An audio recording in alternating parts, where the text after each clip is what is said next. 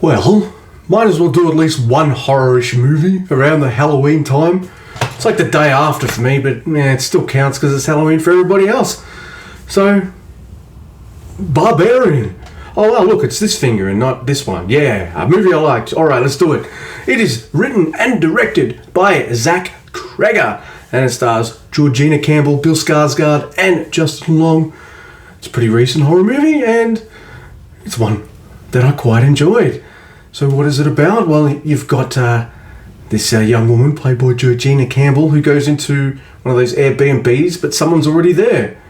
Oh, and it's Bill Skarsgård, and even though he looks like a pretty nice looking handsome white guy, you already know as soon as you see this face, it's like, this is the guy from Castle Rock and It. So immediately you'll never trust this man for life, right? We all float down here. So that puts you at a bit of unease, and then there's all this stuff that happens in terms of the what happens in the Airbnb house and where it leads and all this kind of stuff.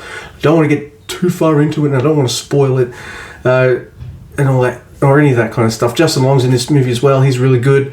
Comes into it a little bit later on. Light spoiler there. Now, I don't want to spoil it that much, but there is a lot to talk about. The movie itself is you can tell it's a modern movie, not just because of when it came out, but definitely with the gender politics that's in this movie. And don't you dare roll your damn eyes. The problem I've had with movies such as this is I've watched them and I thought, man, I really like how they brought up these themes and issues and things like that, but I wish the movie was good, it didn't suck. Well, this is not one of those. I liked how they introduced the themes of this movie and the ideas and the gender politics, and I like the movie and the story. Yay! And the movie, the term Barbarian is a reference to men. And just the way they act around women, whether it be in kind of small, subtle ways that we don't really realise that we're being a bit rude or sexist, and to more obviously overt, not very cool kind of ways that are a bit dark and disturbing. There's some scenes in this movie that really freak me the fuck out. So it's not a movie that scares me, but it is a movie that plays with my expectations. I thought, alright, you got Bill Skarsgård in this. It's gonna, alright, I know where this is going now. No, I don't. One thing I do appreciate, not many jump scares, because there's a couple points in this movie I would have been like, this movie there's no cheap bullshit scares in this film. There's great tension, there's good eeriness, great acting.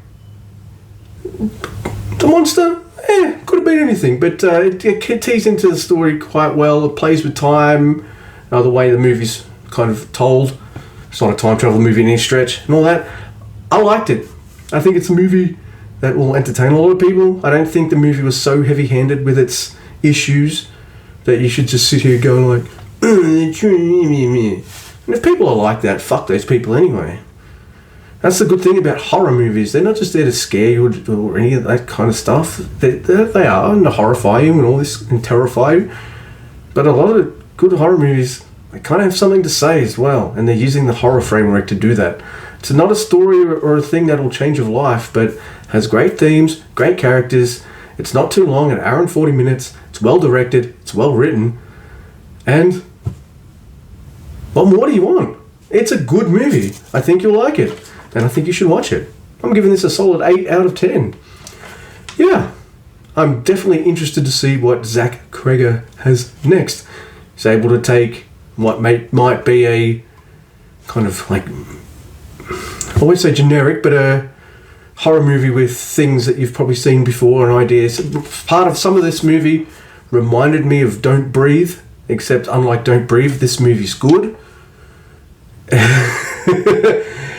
And it does play with expectations and things like that in ways that I like. So if you're going to do a horror movie set in with a pretty standard kind of like idea, it's good to put a whole bunch of interesting, creative or innovative shit around it. Like, yeah, I liked it. More like this, please. Definitely want to watch Zachary Cregger's. Not just Zach Cregger. I definitely want to watch his next movie. if he does make one, because this is good. Small cast, small budget, looks fucking incredible, and yeah, my wife and I engaged the whole time. In fact, you know what? Half an hour into this movie, I was saying to my wife, I'm enjoying this, but I'm ready for something to happen. Something happened in the next, 30 seconds. And I was like, alright, movie. Alright, well played. Well played.